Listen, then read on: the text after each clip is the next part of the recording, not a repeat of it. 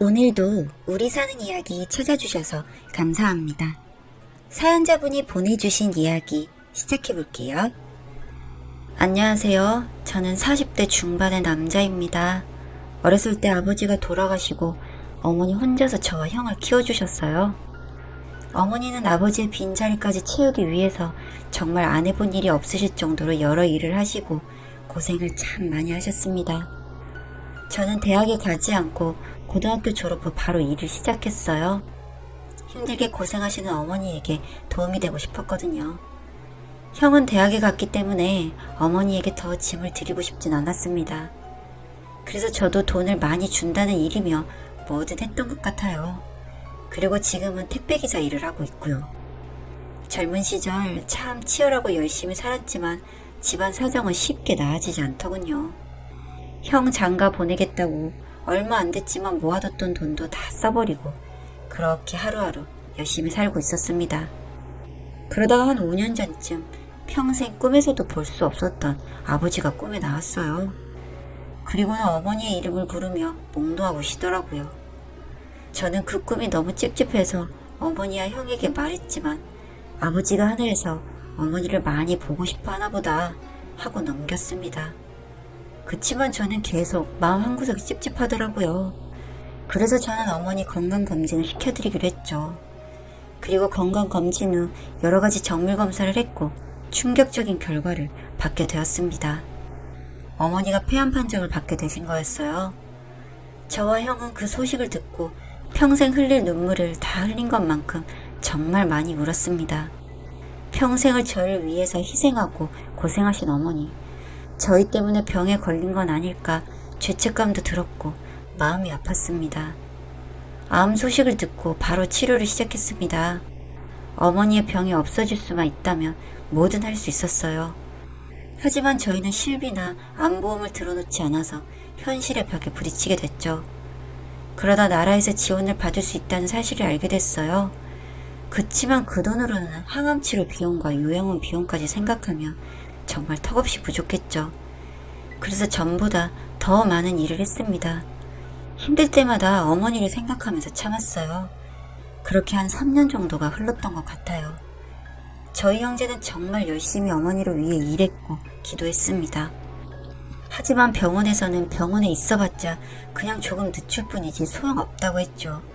이미 전신에 퍼질 대로 퍼져서 폐암 말기라고 하시더군요. 저희는 숨이 멎을 정도로 울어댔지만 정작 어머니는 담담하시더군요. 병이라는 게 참 무서운 게 시간이 흐를수록 사람이 아픈 것보다 어느 순간 감당이 안 되는 병원비가 더 걱정의 순간이 오더군요. 이런 생각을 하는 제 자신을 매우 자책했습니다. 하지만 현실을 생각하지 않을 수가 없었고 이걸 아마 어머니도 생각하셨던 모양입니다. 사정을 뻔히 아는 어머니가 먼저 말씀을 꺼내시더군요. 그냥 남은 생은 집에서 보내고 싶다고요. 병원에서 하루하루 보내고 싶지 않다고 그리 말씀하셨습니다. 가슴이 에이는 것 같았지만 어머니가 원하시는 대로 해드리자고 저희 형제는 의견을 모았고 고민에 고민을 거듭한 결과 형수님이 돌봐주기로 하셨습니다.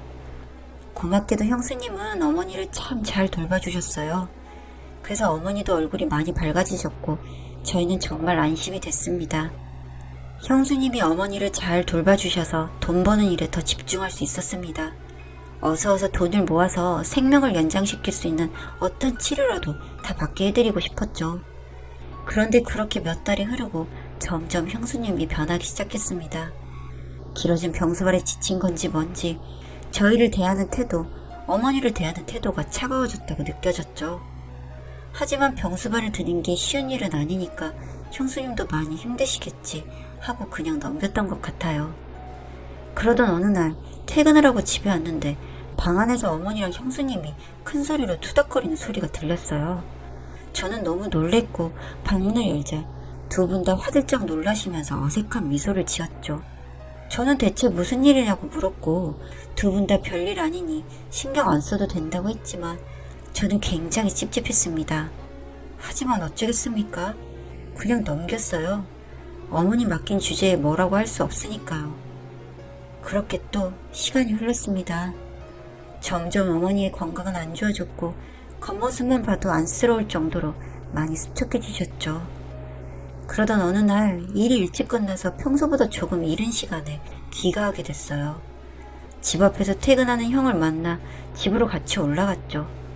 집에 가니 어머니는 보이지 않았고 형수님은 손톱을 물어뜯으며 안절부절 못하며 초조한 상태로 계시더군요. 저와 형은 왜 그러냐며 어머니는 어디 갔냐고 물었고 형수님은 자기도 잘 모르겠다며 잠깐 마트에 다녀왔는데 어머니가 안 계셨다고 하시더군요. 그런데 이 형수님의 말이 말도 안 되는 게 어머니는 몸이 너무 안 좋아지셔서 혼자서는 멀리 나가지도 못할 정도의 상태였거든요. 그런데 그런 분이 어디를 간다는 말입니까? 정말 화가 났지만 저와 형은 일단 어머니가 멀리는 못 가셨을 거라고 생각하고 집 주변을 뛰어다니며 어머니를 찾았습니다. 사진을 들고 지나가는 사람들한테도 혹시 이런 할머니 보셨냐고 물어봤지만 봤다는 사람은 아무도 없었어요. 그렇게 몇 시간을 뛰어다니면서 찾아봤지만 헛수고였죠. 어머니를 찾지 못하고 저와 형은 다시 집으로 들어갔는데 계속해서 형수님은 초조하고 안절부절한 상태시더군요. 뭔가 그런 형수님을 보니 저도 모르게 그동안의 고마움을 잊은 채 화가 치밀어 올랐어요. 그리고 저는 형수님한테 막말을 하기 시작했죠. 힘들어서 어머니 갖다 버린 거 아니냐면서 소리치고 화를 냈습니다. 형도 옆에서 말리지 않고 형수님한테 같이 뭐라고 하더군요. 저희 형제가 화를 내니 형수님은 주저앉아서 울기 시작했고 울면서 저희에게 어머니가 있는 곳으로 가자고 저희를 끌고 밖으로 나갔습니다. 지금 이분이 뭐라고 하는지 판단할 틈도 없이 어머니가 중요했기에 그렇게 나왔습니다.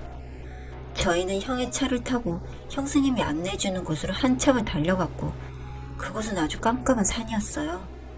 형과 저는 대체 여기가 어딘데 어머니가 여기 있냐고 물었고 저는 정말 제 말처럼 어머니가 귀찮다고 갖다 버린 건가 하는 생각이 들어서 형수님한테 화가 정말 많이 났습니다. 그리고 차에서 내리면서 어머니가 잘못했으면 형수님도 각오하시라고 했죠.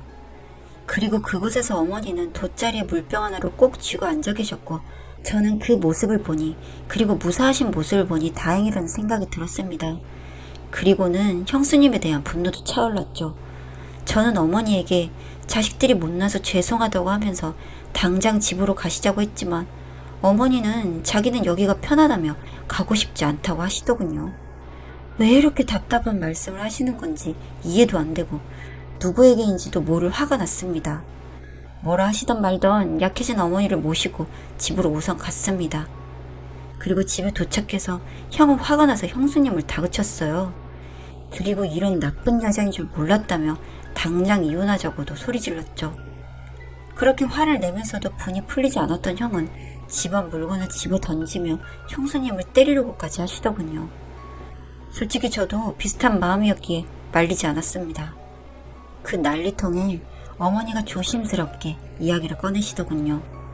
어머니는 얘들아, 네 형수한테 그러지 마라. 네 형수는 아무 잘못 없다. 내가 세상에 나와서 니들을 낳고 기르며 엄마로 살아왔는데 어떻게 나 때문에 내 자식들 고생하는 꼴을 보겠냐. 내가 아니어도 사는 게 팍팍한 너희들인데 얼마 안 있으면 죽을 나에게 살려보겠다고 그렇게 힘들게 번 돈을 쏟아붓는데 엄마인 나는 그런 거 못 받아야. 내가 그냥 아프고 죽고 말지 내 자식들이 힘든 것은 못 본다. 그게 더 아프다. 그래서 그랬다. 네 형수한테 내가 졸랐다. 나 그냥 보내달라고. 내 자식들이 힘들 거를 보니 내 속이 문드러져서 못 살겠으니 네가 나 좀 도와달라 그랬다. 그러니 형수한테 네 마누라한테 그러지 마라 라고요. 참 듣고 있는데 미칠 것 같았습니다. 그렇게 어머니는 형수님과 함께 있기 시작한 순간부터 그렇게 형수님을 졸랐다는 것입니다. 그 산으로 그냥 데려다 주기만 하라고요. 그럼 자기가 알아서 하겠다고요. 형수님도 어머니가 한두 번 그러실 때는 그냥 무시하기도 하고 엄마로서 그럴 수 있다 하고 들어드리고 했는데 이번에는 어머니가 당장에 자기를 데려다 주지 않으면 약을 다 털어먹고 그냥 죽어버리겠다며 형수님을 협박했고 형수님은 정말 어쩔 수 없이 어머니를 그곳에 데려다 주었다고 하시더군요. 그리고 데려다 드리고 집에 오는 길부터 저희가 오기 전까지 어머니가 걱정돼서 계속 안절부절 못했고, 저희가 그렇게 난리를 피워도 이걸 말해야 할지 말아야 할지 판단이 잘 안 섰다고 하셨습니다. 저희는 모든 사실을 알게 된 뒤 형수님에게 무릎을 꿇고 진심으로 사과를 드렸습니다. 그리고 우리는 모두 엉엉 울었네요. 괜찮다고 하는 형수님을 붙잡고 울고, 그런 저희를 덤덤히 지켜보신 어머니가 너무 아파서 또 그렇게 울었습니다. 그리고 어머니에게 말씀드렸죠. 다시는 그런 생각하지 말고 나쁜 생각하지 말아달라고요. 이렇게 우리가 열심히 살아갈 수 있는 건 다 어머니가 살아계셔서라고요. 이제껏 힘들게 키워주신 게 어딘데 고작 몇 년 아프셨다고 이게 고생이라고 그렇게 마음 아파하시다니요. 엉엉 우는 저희 형제를 안아주시면서 어머니도 눈물을 흘리셨습니다. 고맙고 미안하다고 하시면서요. 그렇게 저희 네 식구는 다시 희망을 가지고 잘 살아가자고 다짐했습니다. 그런 일이 있고 한 달 뒤 어느 날, 저희는 항상 출근을 하면서 어머니 방에 들려서 인사를 드리곤 했는데, 그날따라 어머니는 곤히 주무시고 계시더군요. 그 모습이 어찌나 평온해 보이던지 깨지 않으시게 조심조심 문을 닫으려고 하는데 순간 이상한 생각이 들었습니다. 네, 어머니는 그렇게 주무시듯 돌아가셨어요. 저는 슬퍼할 겨를도 없이 이 사실을 형과 형수님에게 알렸고, 저희 세 사람은 그렇게 어머니 장례를 치렀습니다. 정신없이 장례식이 끝나고 며칠 동안 잠을 제대로 못 잤던 저는 집에 도착하자마자 기절하듯 잠이 들었어요. 그리고 꿈에는 아버지와 어머니가 나오셨죠. 저보다도 젊은 아버지와 주름진 어머니, 두 분은 손을 꼭 붙잡고 끝이 안 보이는 길을 걸어가시더군요. 그 길을 걸어가시는 어머니는 저는 한 번도 보지 못했던 너무도 행복한 소녀 같은 미소를 지어 보이셨어요. 그리고 그 모습을 본 후 저는 잠에서 깼습니다. 어머니가 돌아가신 게 너무 마음이 아프고 슬펐지만 아버지를 만나러 갔다고 생각을 하니 조금은 마음이 괜찮아지더군요. 저는 이제 나중에 아버지 어머니를 만났을 때 떳떳하고 자랑스러운 아들이 되기 위해서 앞으로 더 열심히 살아가려고 합니다. 불효자의 이야기를 이렇게 봐주셔서 감사합니다.